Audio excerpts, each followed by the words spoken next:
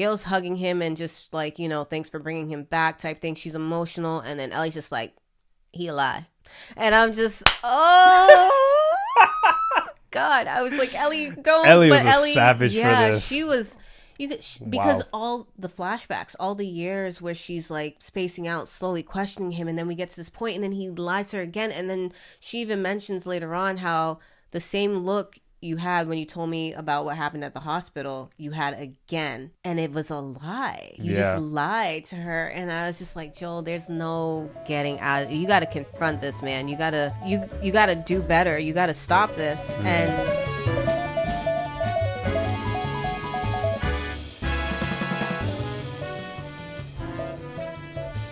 Welcome everyone to another episode of the Most Potato Podcast. My name's Alvin. I'm Jess. Today we're going to be talking about The Last of Us Season 2, Episode 6, called The Price.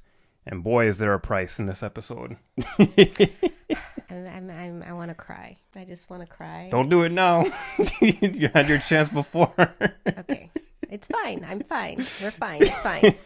Really. This episode is basically like the peak of what The Last of Us has shown us with Season 1. I wish the rest of this season was like the same level of quality of writing as this one. And this is part of the reason why I'm not feeling very strongly about this story, because I genuinely believe the story of The Last of Us is about Joel and Ellie. And now that we don't have these two together, I just cherish every single like morsel that we get of a flashback with these two. Yes. That's exactly how I felt with the games. Every time we cut back to Joel and Ellie, I'm like, yes, finally. The game feels like it's what it's supposed to be. Mm-hmm. And then we have one episode left. And I don't know how I'm going to feel, because you and I have been having some gripes about this season with the whole Seattle journey. And it's, no pun intended, it's been a bumpy road with this season. But this episode really was just perfect. I don't think I have any complaints about this episode. So, I don't know. Tell me all your feels right now coming off of this. I want to cry.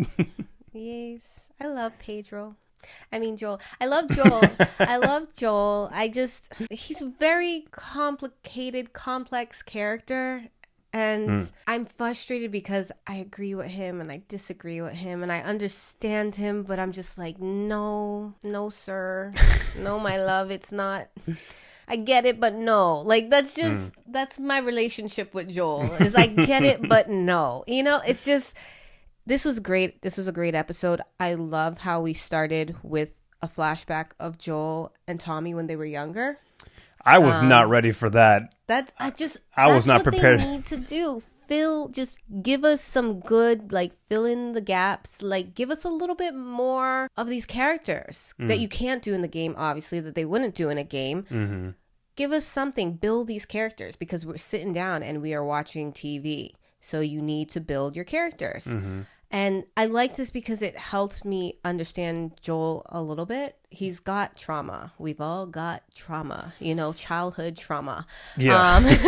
From our parents who had trauma. Generational, if you will. But yeah, it helped me understand him a little bit more with that flashback scene. Not only the trauma, but the lying. And why he lies, who he lies for. He lies for the people that he loves, but it still hurts them in different ways. And it's quick turn to violence, too. Yeah. So, I don't know. I was just trying not to cry the whole episode because I was like, I don't want to miss anything. And it just kept getting emotional. And this was a good episode. This is a really good episode. And this is what they should have been doing for the past the season. The past season. It's just like you said, when Joel and Ellie aren't together, it's not the compelling story that we got before. Yeah, it's really difficult. And I was worried last week I was worried that this episode would just all be flashback. And I was Which like, it is. Be so yeah, I know, but I was like annoyed at the idea of that. Yeah. And now I'm just like, let's just stay in the past forever. Like, It's oddly enough you say that, because that's exactly how I felt when I was playing the game. Every time we did a flashback with Joel and Ellie, I was just like, I want to stay here. Yeah. I don't want to go back to the Seattle shit. I like that. I got that conversation that I was hoping for previously. Well, we'll get to that. Yeah, you remember when I was just like, oh, I just wish we had that conversation. We get that conversation, and it actually hurt even more getting it, because I'm just like, damn. Like, oh man. I was really blown away that we got a childhood episode with Joel and Tommy, because I actually, oddly enough, I always wondered what their childhood was like for Tommy and Joel to have the relationship that they've had. For the reason why Joel is the way that he is, the way that he's always overprotective in all the wrong ways to the people that he cares about, especially when it comes to lying and violence. And we get the reason why he's like that with his father. It was a really tense scene. It was only like maybe like 5 minutes or less. And you just got the entire context of what makes Joel the person that he is today. The fact that he would, like, so to speak, take a bullet for Tommy. In this case, he's trying to cover for him buying some weed off of somebody, and his dad, who happens to be a cop, finds out about it. Yeah. And we learn that his father is physically abusive to these two boys. But not as bad as his dad was. That part killed me so much. I got triggered. One emotion I felt was rage. Yeah. And I was like, only in the first 5 minutes of this episode, because I know what it's like to have a conversation with your parents where you're just like, no, you did something wrong. It wasn't a necessary evil. You just were flat out wrong. Yes. The fact that they had this conversation where Joel's dad talked about his father breaking his jaw and being like, well, at least I don't do that to you. Yeah. So maybe I take it too far sometimes, but I hope that I'm doing a little bit better than my dad. Very little bit better. And then he's just like, when you have kids, I hope you do a little bit better than me. Yeah. It's just like lighter. Let's do some slapping up. That's enough. Yeah. I was so triggered by that because know. I'm like, this is not how we stop generational violence, men. Please do better. Well, it seemed like Joel, for the most part, did do better with Sarah. Yeah, he didn't seem to lay hands on her. Yeah. Or any kid for that matter. Yeah. Yeah, but I just that did trigger me a bit, and I like how it came back around end of episode when he was talking with Ellie. Yeah. Because then it really, like, that scene, I love that they had that flashback of him when he was younger.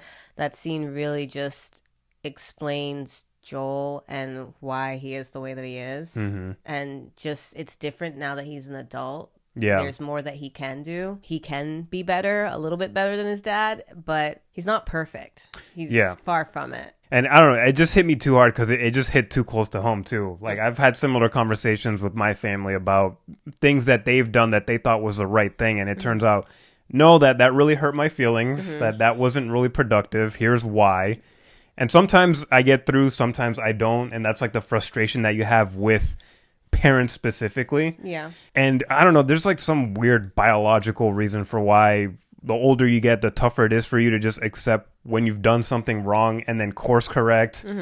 Because Joel kind of, no, he doesn't really do that. Now that I think about it, no, maybe he accepts when he's wrong, but I don't think he ever really changes his behavior. Even to the very end, up until he died, he still has like those same flaws that piss Ellie off. I don't know.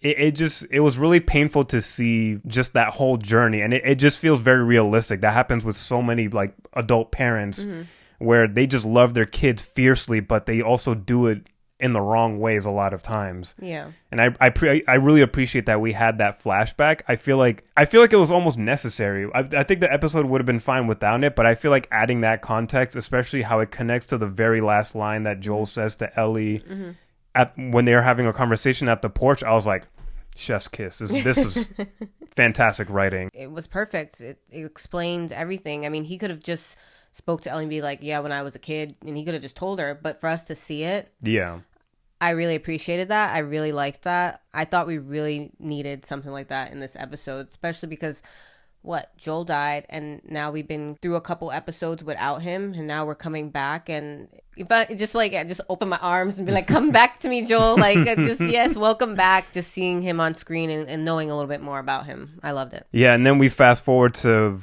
Ellie's 15th birthday, where I think you were still feeling some waterworks during that time too, when she gets her first guitar and then Joel sings to her for the first time. I was crying even before that when Tommy comes busting into the house with her because she burned herself. Oh yeah. And just the way he was with her, and gosh, it's funny because Ellie and Sarah, they're different. They're two different types of girls, and Joel is sweet with Sarah and Joel is sweet with Ellie. I feel like he's trying to be sweet with Ellie the way he would be with Sarah, but Ellie is born in a different time and she's just a completely different person, and I feel like it's hard for him to like see that, but he also knows it because the things that they do. I don't think Sarah would be able to patrol and shoot guns and do all that stuff that he does and that he likes. Ellie's ready to learn that. She wants to do that as much as she doesn't listen, but she's taking it all in for the most part. And I just love seeing how sweet he was with her. And, you know,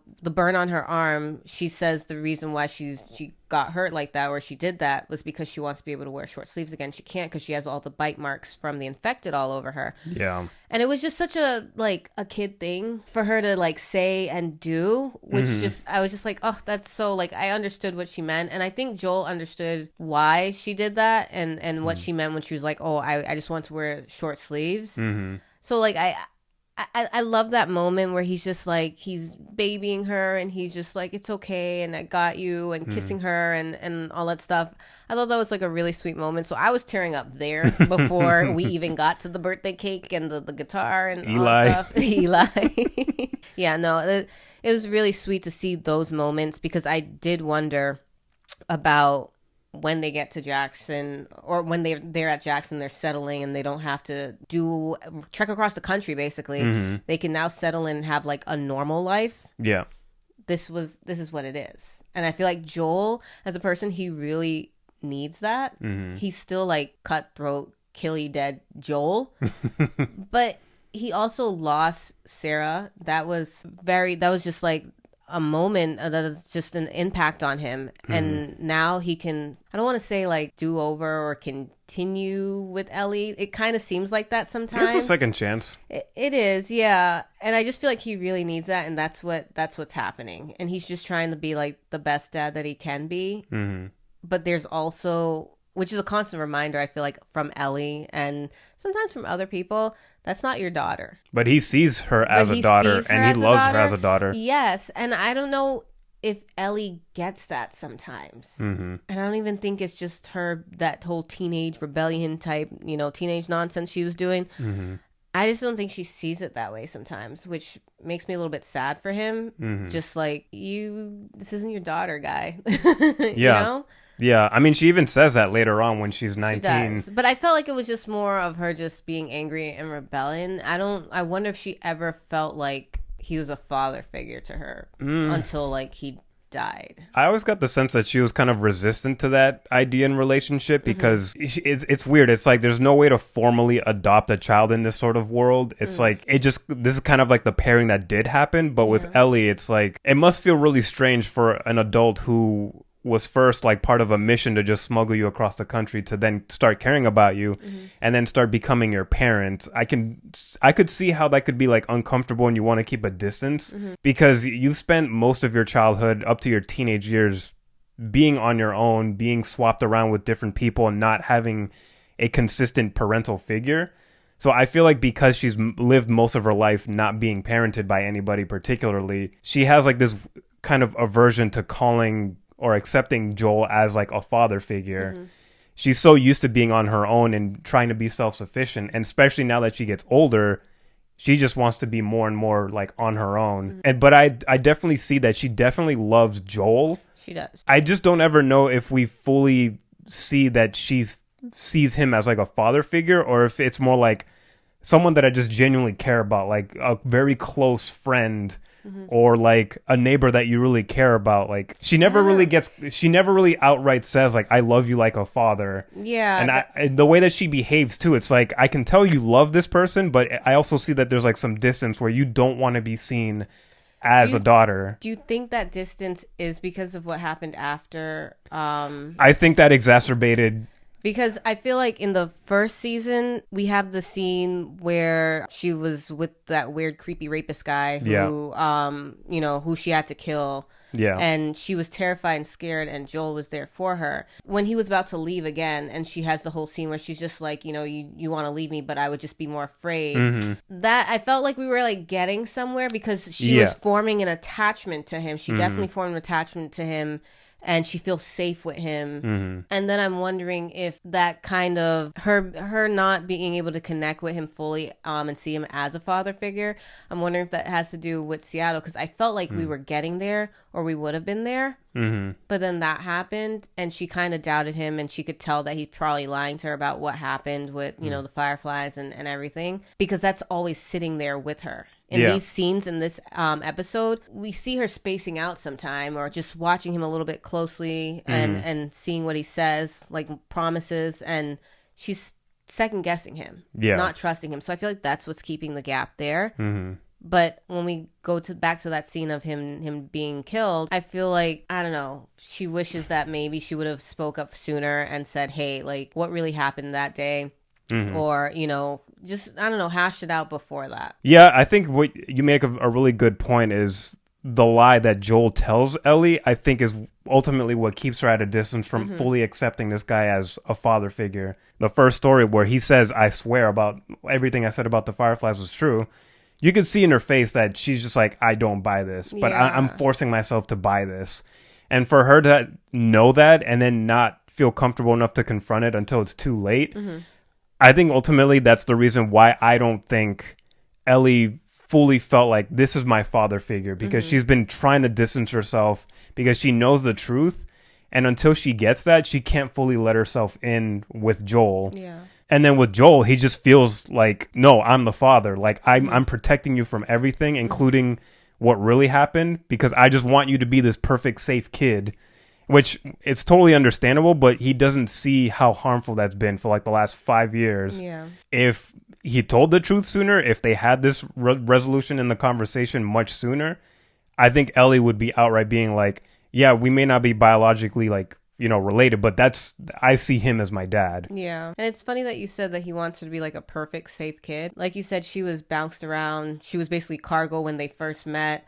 Yeah. And it's not like she's a kid that was like, I don't know, that got to Jackson as like a really young age, or was born in Jackson and is growing up there where they can actually feel safe.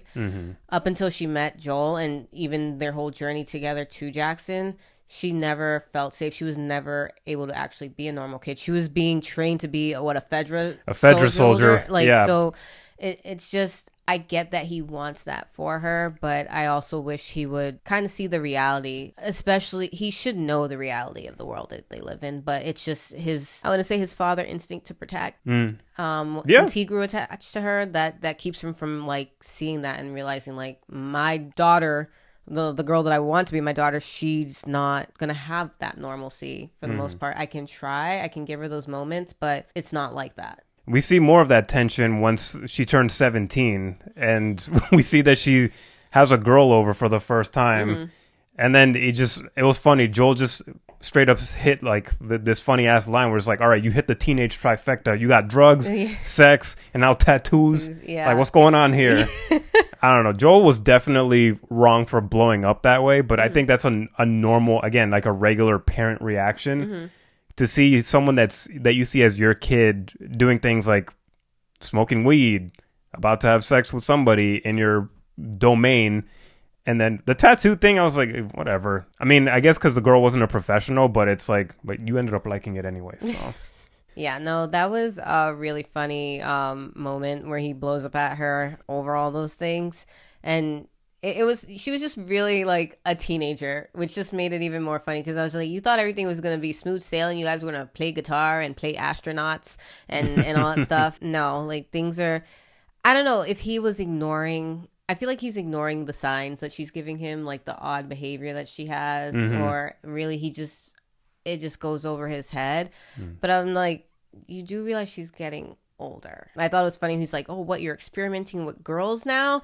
That drove me up the wall, because I was like, that just confirmed for me. I knew Joel was like a low-key on the conservative side, but I was wondering, does he have homophobic tendencies? And that line right there was definitely a homophobic thing. Even if it wasn't like outright, I hate gay people. It's like, for you to say something like experiment with girls, that's on like, come on. I mean, I just don't, I feel like it goes over his head, because earlier in one of the flashbacks, he was just like, oh, I see the way you look at Jesse. I'm just like, He's such an ass. I don't. She's probably like admiring him as like a big bro because she want to be a big bro like him too or something. I mean, you see how they train together. Yeah. In the earlier episodes, that could just be what it is. So I don't know what you see in Joel. Yeah, I was just like, damn, Joel. I was like, really? Okay. I feel wasn't like too shocked though. You weren't too shocked. I always suspected ever since I played the first games. I'm like, you seem to be on like at least if you're not conservative, you're kind of like in the center, kind of indifferent. But I feel like you low-key have some homophobic tendencies, even if it's not like on the level of Seth. Because he never had to deal with a queer child. Yeah, he never had to deal with a queer child. Probably doesn't know anyone. And now your daughter that you love very much, she likes girls. What do you do with that? I think he kind of accepts it pretty quickly. He definitely, especially once he decks Seth, and like by that point, he's definitely been more accepting of everything about Ellie. Yeah, because like at the end of the episode, when we get the conversation, they bring up Dina, and he's just like, if you like her, he's shipping them. Yeah, basically, I was just but he loves her, like no matter what. Like you could just see that. Yeah. And then the scene where Ellie's trying to move out into the garage was so tense. I always thought that was so funny. And then he's just like, it's raining. It's like really bad out. What are you doing? I'll help you, but let me at least set up the garage so that it's livable. Yeah, so it's livable. Yeah, I just thought that was so funny. And then after they like chat for a quick second, she's like, well, it's getting late. Like she ready for bed. I'm like, you about to move a whole damn mattress in a storm? Like, what do you mean it's getting late?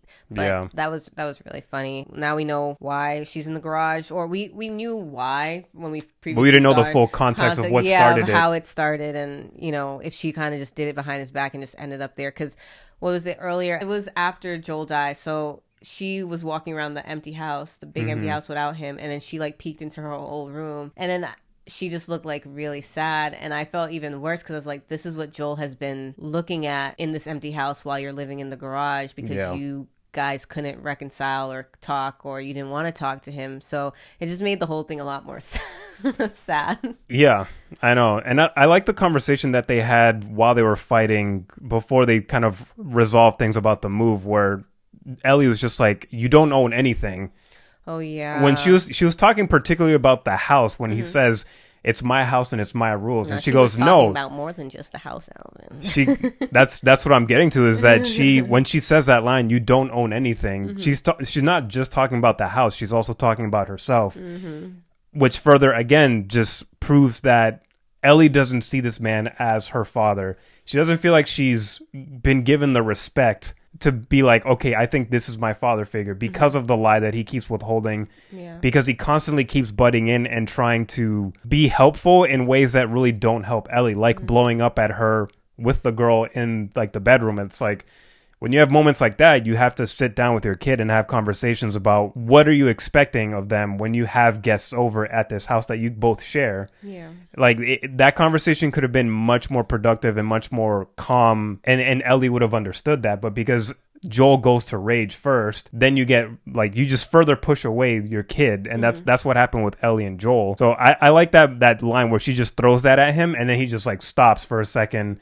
And he absorbs that and understands what she's actually saying. Yeah. And that's why he's just like, all right, well, let me just fix the damn garage first before you do any of this. And then they help each other move the mattress back on the bed. They talk about the moth too. They're like, there's a bunch of drawings of moths. She has a tattoo of a moth like on her arm. And Joel just like kind of assumes that, oh, the symbolism of the moth is, transformation and change and growth. Like a butterfly. Yeah, and then Ellie just goes, sure, whatever, Dad. Just, good night. It's time for bed now. Yeah. Not really wanting to talk about what that moth means. Yeah, because written on the paper, it said something like you have a greater purpose. I don't know. There's like a lot of meanings for what the moth symbolize. Yeah, because Joel tries to figure that out. It starts bothering him, so he goes to harass Gail. Yeah. I think she intentionally doesn't give a detailed explanation about the moth symbol. She just goes, oh yeah, it's about death. And then she sees this look of concern on Joel's face, and I think she actually was going to give a detailed explanation, because she asks, Why are you asking about I a know. moth? Well, she asked, she's just like, okay, let me just see why. But he's already just like, And Joel just doesn't want to open up about it. It's just Yeah. like, what is the point of you bothering this therapist lady? And you're not going to spill your guts about your concerns. Why'd you even ask this woman? You could have got your answers. I mean, that was all the answer he wanted to take away. It was just like, that? That's the first thing you think? That's the first thing you say? Oh my God. Yeah, it's crazy because the symbolism of the moth in literature takes on a lot of different meanings, and I think you can apply multiple meanings to what's going on with Ellie and Joel. So you mentioned you saw something on Google that stood out to you. It was blindness and destructive impulse is what you brought up. I don't know, because I mean, moths, a flame, a light, zap zap, we all seen A Bug's Life.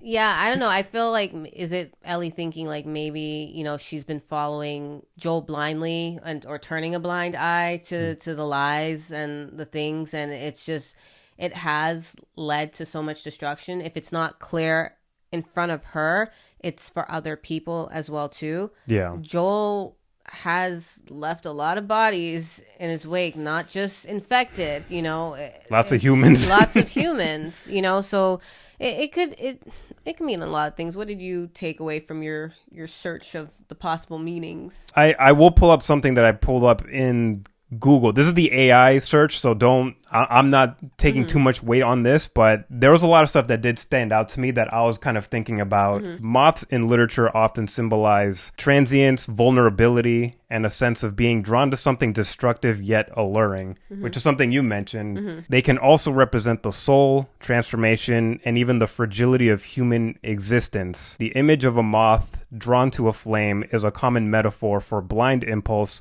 or fatal attraction. There you go. That connects to what you were saying, basically. In this case, for me, I think some of that came up for me as well, like Ellie's blind faith in Joel, but I also was thinking about Ellie's blind faith in the Fireflies and giving herself up and giving her life to finally give humanity a chance at some sort of normalcy with the cure. Again, we don't know if there could have been a cure, which that is the conversation that we get to the end of the episode where she's asking Joel all the questions and he's just like shaking his head or nodding like, no, you know, yeah, I killed everybody, the Raiders, Marlene, you know, were there more people who were immune? And he's just like, no, you're the only one. You know, could there have been a cure? He said yes. And I wanted him to speak about that moment and be like, that's what they said.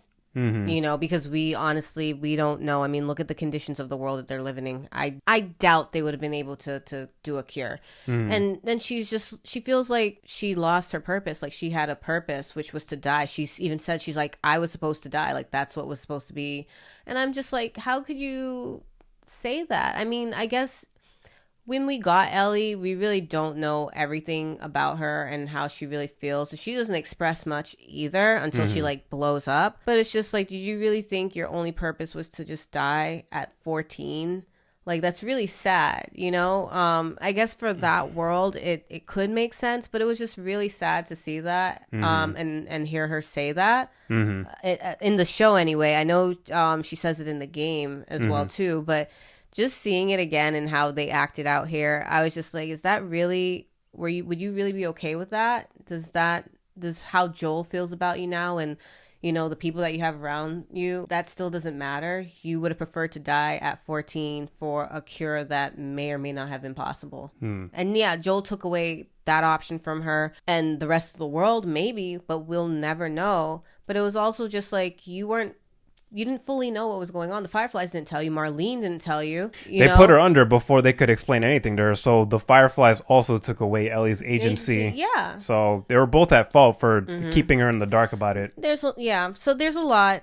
And I mean, not to be like, you know, so Joel is off the hook. Joel is not off the hook. Fireflies aren't off the hook either. And honestly, neither is Ellie for not seeing the bigger picture as well too. I mean, it's got to be hard. She's only, 19 at this point when they're talking about it, and he, like, finally fesses up. But, yeah, it's just, we don't know. And we'll never know. Man, I mean, we all been wondering who is this goddamn Eugene? What happened to Eugene? All I know is that Joel did something that just wasn't right. And that scene when they happen upon Eugene, and they're just like, are you good? He's like, no, he's been bit. And Ellie's just like, Joel, this guy has sometime before anything bad happens, let's take him back like he wants to the gate so he can see his wife Gail. Let's do that. Joel's just like, no, we're not doing that. We got rules to follow. And I'm just like, sir, he's fine. He's walking around. Just, it's fine. But Joel, once he's locked into something and once he wants to make sure he's protecting the people he cares about, it's just he can't turn it off. He can't turn it off. It's just like in the hospital. He can't turn it. All he sees is that he needs to protect who he needs to protect. And yeah, you guys have rules. Once you're bitten, we saw when the fence was breached at Jackson, after the battle, people's just like, look, I got bit. Instant shot. Instant. Like, it's just, yeah. So I can understand that. But also, it's just like, come on. It's one guy. I don't think he's going to do much. And even if he does turn on you guys are well equipped to take down someone who's infected now. He promised Ellie. He tells Ellie, he's like, go get the horses and bring. I said, Ellie, Joel, you go get the horses and I'll go stay here. At the look they had. She's just like, is he gonna lie to me right here in this moment as well too? But I feel like she doesn't believe him, but she goes anyway. I'm just like, aren't y'all walking in the wrong direction when he was like guiding Eugene? And he takes him to this like really beautiful view and all stuff, and I'm like, I see the view, and then Eugene's like, I don't need a view, I just want to see Gail.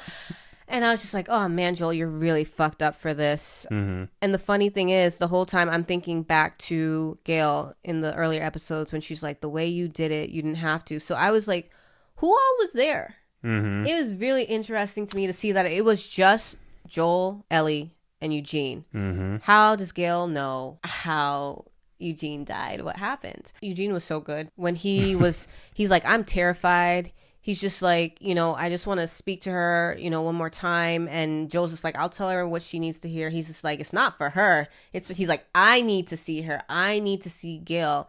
And that already... He wants her final words. Exactly. And that already, I was just like, damn, we should have like a Gail Eugene episode or something like that. Because that right there, the way he said that was just so honest in his like last moments. Knowing that Joel was going to kill him and not budge and break his promise. I thought that was just so raw and honest of a person, of a character, to just be like, this is for me. Like, I need this. Like, I'm scared. Understandably. Yeah. Not only are you infected, but now you got this guy who just wants to blow your head off, too, and not give you this chance. That's even scarier, not to see your person. And then Joel's just like, if you love them enough, you're going to see them anyway. I was like... That was wild. I was like, okay, Joel, okay. I just, like... Anything to get his way. Yeah, I can't get behind him, but I guess Eugene sees her, and... That's the one thing, that's the question I had. Did he actually... I feel like he did see her. The camera stays on his face for a while, and you see his face kind of changing. Yeah. It doesn't feel like he was faking it. So do you think he actually was like envisioning her? I think he was envisioning her, but I still I hated that for him. Yeah, it doesn't make up for it. It doesn't make up for it. It was just wrong. And then he just says, I see her. And they don't even give us the sound of the gunshot or anything like that. We just get it, they pull away from that and you see the birds flying. And I'm just like, and then Ellie comes out, we see Eugene, and the look on her face on the walk back, oh my god. Yeah, she was crying, like the tears. But with fury. Yeah. It was like furious tears. Because he broke his promise, and it was obvious, because she said he has like an hour. Like, he has time. We'll tie him up, bring him back, and you can radio ahead too as well. You could have done that, and he just didn't do that. Yeah. And I just felt like that's not your choice. That's not your decision to make. And that's what's so frustrating about Joel, is that he think he knows. Like, I need Rick to be like in his face, be like, you think you know? You think you know all the rules? There are no rules, man. We're lost. Yeah, that was frustrating. And you can see the rage in Ellie's face. And when they get back to Jackson, I was like, oh, Gail, you don't want to hug this man. You don't want to. Joel just lies. Oh, yeah, he said he loved you and he pulled the trigger himself. That's how you know when somebody lies, when they start overselling and over just doing it with all the things that he's saying. Like, he's saying stuff like, oh, yeah, he was brave. He wasn't scared. Yeah, I'm just like, so what if you would have told? Like, I'm like, if you really wanted to sell this, you could have just been like, he started changing, like, just keep it very simple and brief. Yeah, and I'm just like, you didn't do that. And Gail's hugging him and just like, thanks for bringing him back type thing. She's emotional, and then Ellie's just like, he a lie. And I'm just, oh, God. I was like, Ellie, don't. Ellie but was a Ellie, savage for yeah, this. she was. Because Wow. all the flashbacks, all the years where she's like spacing out, slowly questioning him, and then we get to this point, and then he lies to her again, and then she even mentions later on how the same look you had when you told me about what happened at the hospital, you had again, and it was a lie. You just lied to her, and I was just like, Joel, there's no getting out. You got to confront this, man. You gotta do better. You gotta stop this. Mm-hmm. And when she tells him what happened, tells Gail what happened and how Eugene was terrified and Joel shot him and he wanted to come back so he could see you, and I was just like, yeah, this is really fucked up. And I was like, no wonder Gail hates Joel. And I like that we finally got the Eugene scene. We understand the Eugene what scene that happened I've been waiting on this whole damn season, and it did not disappoint. And it wasn't that I just wanted to see it. At least that's what I thought. I was like, I just want to see it, but how it fits into the lies and the broken promises between Joel and Ellie, yeah. I think this story weaved in perfectly with the whole eruption that we have at the final conversation that they have. I think this story could have easily been omitted. They could have just been straight beat by beat for the game. And I think that would have been just an inferior version of what we got with this episode. I feel like this one, it gives you the satisfaction of seeing Joel again, but it also just recontextualizes everything that we've seen so far and really fleshes out Joel's character, even though we can't see him ever again. When we get his history up until that point, and just the ways that we've seen him love Ellie, the ways that he did it correctly, like with the younger Ellie with 15 and 16, how he knew everything. Like, he just knew what to do, how to make her happy with, like, the trip to the museum. Yeah. It was, like, the best thing that he's ever planned for her. But then we see the ways in which he fails in loving her as well, like lying about the Fireflies, lying about Eugene, being overprotective when Ellie's just simply growing up and getting older and being interested in just forming her own person and forming other relationships as well. We get to see Joel in all his best parts and then the worst parts of him as well. And having to see Ellie just try to reconcile with all of that, knowing that she's not going to get a chance to fully make up with him, she at least starts the conversation of like, I would like to try to forgive you. Exactly, yes. Which that conversation, I think that was the point where I almost started tearing up, but for some reason I still didn't. I think because I've seen the scene so many times. But I think the way that they fleshed this one out a little bit more was really beautiful. I love that Joel says that same line that his father told him. Yes. Where he's like, I don't know if you'll ever understand the way that I feel about you, but if you ever have your own kids, I hope that you do a little bit better than me. And I was just like, fuck you, Joel. Fuck you, Joel's dad. Fuck the whole lineage of Millers. Fuck all of you. Yes, no, that was, that's why we had that opening scene there. We needed that. Yeah. It's just like, yeah, he did better. I mean, he didn't slap around any kids or anything, but he still fell short. He still wasn't There was perfect. so much emotional damage, which is arguably as bad as physical. Yeah, it definitely is. But I just think it's funny, like, he finally understood his dad. Yeah. But he still was his dad in a way, too. Yeah. So it's really... Yeah, that came around. That came back. He never does accept that he's wrong, though. He says if I was to do that shit, I'll do it all over again. Because he liked it. Yeah. And I love that Ellie says, because you're selfish. And then Joel goes, because I love you. Yeah. And I think both things are true. It is. It is. That's why I said it. I'm like, I understand you, Joel, but no. He's ultimately, I think, he's kind of in the wrong for saying that he would still do it all over again, knowing that would hurt Ellie. Again, he stood 10 toes down and said, I know that what I did really hurt you and upset you, but just know that I would do that shit all over again. Yeah, it's just, oh, God. It's difficult because I could take him saying that, like, because I love you. If she was different, if things were different between them, she could just accept that and understand that. She could still know it's wrong. He can still understand that it's wrong. And he acknowledges, for the most part, like, yeah, I get what you're saying. You're upset about it. You feel like it's wrong. But I love you, so I'm going to do anything for you. Yeah. It's hard for her to take that in because of all the lies as well, too. But I wonder if she knew sooner, would it be different? Would it feel different for her? We'll never know, because that's how she's written, to feel like her life was now wasted. She has no purpose because he took that from her. But it's really difficult. It goes back to, was Joel wrong for what he did at the hospital? Like, was it a correct? And I feel like us getting the scene, I don't know. I still can't say whether it's right or wrong, but I can just say that I understand him. I understand it. You know, that's it. This is really difficult. I guess that's a parent's love. That's something that I could never understand unless like we had kids of our own, because something like that is more powerful than I think any other kind of love, because you're supposed to be the caretaker, the nurturer, protecting your kid from the dangers of this world. And then I think this conversation gets really into gray area because, like I mentioned before, the Fireflies do not inform Ellie beforehand. Yeah. So that really just muddles things up. It's like, what could you expect from Joel if even the Fireflies didn't tell Ellie how serious this operation was going to be? It's like, you're going to lose your life. So I think that little portion right there kind of gives the edge to Joel on like, maybe possibly he was in the right to do this, only because Ellie never knew the consequences of this operation. She was never going to know. She was just going to end up dead. Yeah, and not only that, I feel like if they did go through with it, Ellie died, and then Joel found out, all the motherfuckers would have been dead still anyway. So probably. I mean, there just would have been no Ellie, you know, to know about it. But yeah, everybody's wrong.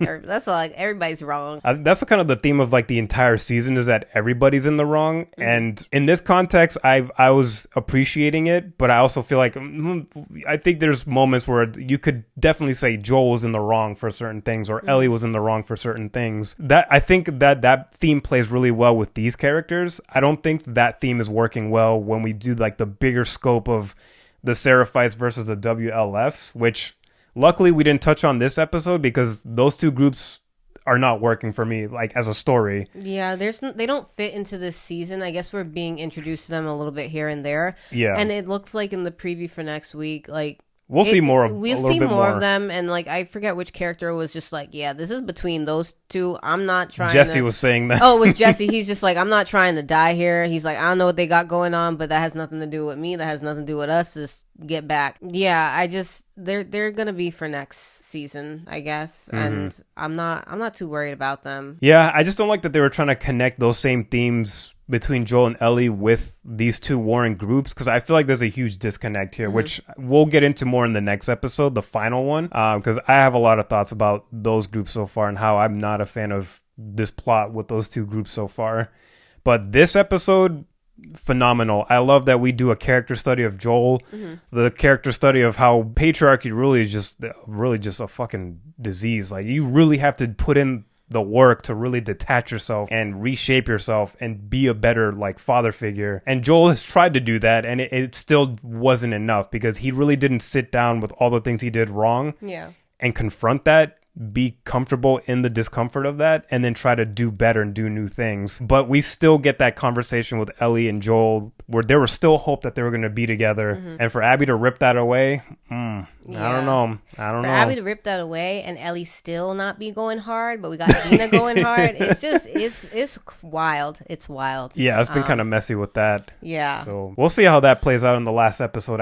I'm still concerned about the season as a whole with just one episode left. Again, this was a phenomenal, strong episode, but this was a strong episode in a season where we got some mixed bags, some decent episodes, and I don't know how it's going to wrap up with episode 7. I know exactly where it's going to end. Now that we've seen all the episodes, since I've played the game, I think I have a good idea of where it's going to stop, and I'm really curious if that's going to be enough to make a satisfying season. So I don't know. We'll see about that. All right, so those are all our thoughts on Last of Us Season 2, Episode 6, The Price. Let us know all your thoughts in the comments below. Don't actually have a war in the comments, because we've been seeing some ignorant comments across social media.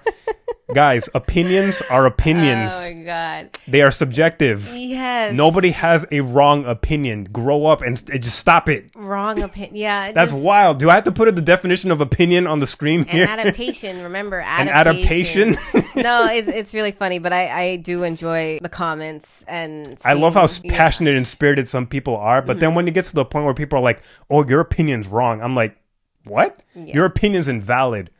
What? Yeah. And also, if you feel that way, please explain why your opinion is the superior I can't opinion. stand Like, those don't just drop and be like, wrong. Like, Yeah, tell me I'm wrong because. Say, Alvin, you're stupid because. Give me the because. Yes.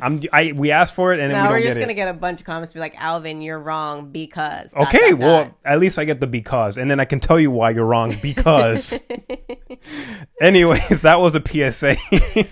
Let us know all your thoughts, your theories, your questions. We love having conversations with you guys as long as you keep it sane and civil. And yeah, make sure to like this video if you liked our blabbing. Make sure to subscribe, hit notification bells, share this with your father figures, your secret girlfriends in your bedroom, and Eugene. And Eugene, poor Eugene. At least give him your final words. Too soon. All right. With that, we'll see you guys on the next one. Peace.